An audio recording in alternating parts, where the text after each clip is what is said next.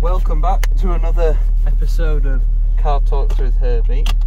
And I thought today, as been doing a bit of research and found it interesting about Henry Ford and some of the interesting quirks and facts and points in history, you know, of the innovations and things to do with the motor car. Now, Henry Ford was born in 1863, just 10 miles outside Detroit, Michigan. He was brought up in a middle class farming based family, and from a young age he never really liked working on the farms and always took a fascination in other things. He had a very tenacious personality and would like to find very like-minded people. He also had a bit of a temper as well, and by the time he was 12 years old he became very good at reassembling watches, and he was the person to go to have your watch rebuilt, reassembled. And he always surrounded himself with very like-minded people. And Henry Ford, his father brought some thrashing style machine or stationary engine, and he took a fascination in that, and he saw the problems with steam and the complexity and the inefficiencies of steam engines and locomotives at the time, and he was very interested in Nicolaus Otto's 4-stroke Otto cycle engine. I think it was patented 1873, and he saw the benefits of the simplicity and how it could be applied and potentially overtake steam, and he didn't really understand about electrics. So he got an apprenticeship at the Edison Electric Company, and to make the money up part-time, he would in between repair watches, do things like that, and he worked at a lumber yard as well to make ends meet, and he wanted to learn about electrics because he could theorize the engine, but he didn't quite know about the spark ignition, the electra, the magnetos, the generators and things like that. And let's skip forward just a little bit before, since we covered a very sort of baseline on early history, and his first vehicle was the quadricycle. It had 4 pneumatic based tyres, where John Dunlop was the first person to sort of invent the pneumatic bicycle tyre, which was another key invention. And I believe the vehicle, he did over 200 miles on it and then resold it and then made a version 2 of the vehicle. And he had he teamed up with a guy I believe called Henry Turner, this British racing cyclist in the early 1900s, 1903, and they made a car called the 999, because he had 2 companies before that failed before Ford, the Detroit Motor Company and things like that. And I think Henry Lehman brought him out of that, and he became the head of Cadillac. He created Cadillac. He turned the building into Cadillac, which was an arch rival, another Detroit superpower. And Cadillac obviously went on to have many infamous inventions and famous cars. And he made this vehicle. It didn't have a steering wheel. It had tiller steering, so you would have 2 wooden handles which you would twist and turn to steer the vehicle. It had no bodywork. It was just a frame and an engine and a seat, and no glasswork, nothing. And he called it 999 because in 1903 there was a steam-powered train, which was the first man-made vehicle to do over 100 miles an hour, doing 113 miles an hour. And he was inspired and named it the 999. the vehicle event, it was 28 litre capacity, and could do, I think, 93 miles an hour was its top end. Henry Ford actually tested it on a frozen lake in Michigan, I believe, with no visibility at all. Very dangerous feat, really. And obviously this was before the time of hydraulic drum brakes, and this was like more cam-load style drum brakes, or the really early style drum brakes with a winding band which tightened around the drum of the wheel, creating friction and heat, and friction and heat turns into kinetic energy, and that turns into inertia to stop a vehicle. But yeah, then obviously let's go to the Ford Model T. So that started its production in 1908 after they had a meeting in 1907 with 3 of his people, and they were in a factory, with 3-floor factory, and they decided they're going to, you know, make a new step into the motoring world. And Ford Model T, 1908 to 1927, it had a 2.9 litre flathead 4-cylinder engine producing 22 horsepower with a very low compression ratio of 3.98 to 1. Later, the early ones were slightly higher, I think at 4 to 5 to 1. And it didn't have a water pump. It relied on what's it called?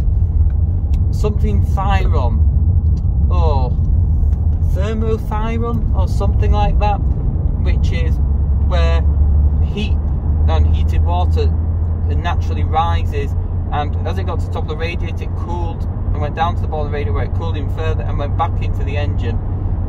So it relates on a low pressure basic system. It had a gravity fed fuel tank behind your seat, so there's no fuel pump.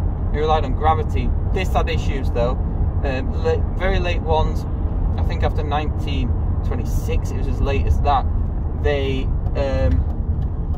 had the fuel tanks where the firewall is just here in front, which meant that when it got to a certain level, they didn't have to reverse up hills, and that was a common thing with the Ford Model T, reversing up hills. The engine had the capability of running on all sorts of fuels, with it being very low compression, and it was crank handle start until 1919, where you could get an optional extra electric start, but that wasn't necessary, as it was so low compression you could start it with 1 turn if you had the advanced on the timing, or you had it set retard. So I think to start the Model T, you want the timing retarded to start it, so you want to set it back with the lever on the left hand side, and you want to pull the choke so it gets a rich mixture of fuel and creates a bit of a so it doesn't get dominated by too much air volume, which starves it out. We're relying on the Venturi effect, and then you can start it. Early ones didn't really have a magneto system either. They didn't have any oil pump. They relied on splash lubrication, so as the crankshaft journal span around, it would splash all around the crankcase, but this led to foam because there was distance between the cylinder skirt and because it was a very long stroke edge, had a very long connector rod, and between the oil, which created like foam due to the temperature difference, creating condensation, which was another issue, which would dilute the oil and make it all nasty and foamy. And that's why oil interval changes, because of lack of synthetic oils and oil technology at the time, was every 500-600 miles on a Model T. Flathead design. He had a deal. He went over to Peru, and there's a mine which made 95% of the world's vanadium steel, which was lighter than normal steel, and it was like twice as strong as normal steel. Now this vanadium steel was revolutionary in casting as well. it hadn't been really used before in the mass production as it was. And there was other manufacturers which had contracts for these two brothers which supplied this vanadium steel from Peru, but they had too much of it. They had an abundance of it, so Henry Ford struck a deal with these two brothers. And basically the monoblock means one cast, so it's a block that's cast from one, all the cylinders, the crankcase and the head is all in one cast. It did have a removable valve cover, but it was all mainly in one cast, which improves torsional rigidity from the pushing forces of an unevenness of cylinders. And basically flathead V8 design. It has a flat head and it has a crankshaft with an eccentric camshaft connected via a spur gear, which is a little gear which runs at half the speed of the crank gear, which does the timing, so it's in time. And that taps a inverted valve, opening it up and then going back down. Now it was a reverse flow cylinder head, so it meant that the gases came in and had to turn 180 degrees to come out, which isn't as efficient as a cross flow, which dives in, combusts, dives out the other side. It led to a lot of heat build up in the cylinder head, and with the flathead V8 of 1932 to 1953, if it ran slightly low on water, this would lead to detrimental cracking. And there was modification kits for overhead valve systems, especially in the trucking sector. There was also what other things about the Ford Model T? The Ford Model T, over 15 million were produced. Throughout the war, production didn't stop for civilian use, so they were still being produced and you could still buy one. Prices went down and down and down and down. Stuff like, instead of having like chrome plated or nickel plated radiator things, they would be coloured black. And what are you fucking people these days with the driving, half concentrating, half asleep. Yeah, and the Ford Model T,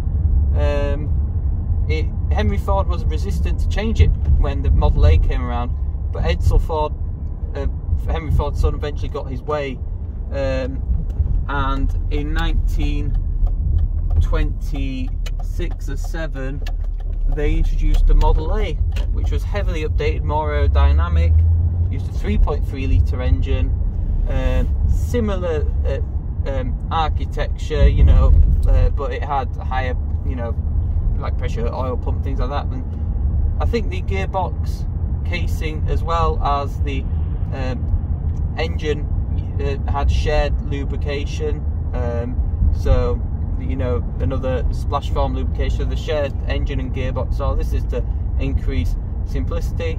And in 1908 Henry Ford said that his version of efficiency is long stroke, high torque, under squared engine, small piston diameter, long stroke, increased torque at low RPM, because it would only rev to 1800 RPM max with the Model T. It did have quite a bit more torque though. I think it was around 182 foot-pounds. The Model A engine being 102 to 120 foot-pounds of torque, near enough at modern idling speeds at 1000 revolutions per minute. And yeah, it was a very basic engine for the time. I mean, you didn't even have to begin with until 1915. Afterwards, you had to add gas-lit lights and things like that. And there's various models made of the Model T as well, like truck versions, other things. The engine itself went on to still be used well after its production ceased for it. As in the Model A engines, they went on well into the 56, especially with the American Postal Service. They kept them until 1958 or something like that. Yeah, even the, you know, the flathead V8s, they went on till 53, 54, but in industrial applications they went on well into the 60s, and the French company Simca actually bought the patent to make the the Ford V8, and that went on well into the late 60s, 70s, and they were used also in aircraft, but they had quite a few alterations in aircraft. Polish tanks had them in World War II as well. They had the flathead 4-cylinder engines, but yeah, aircraft's another thing.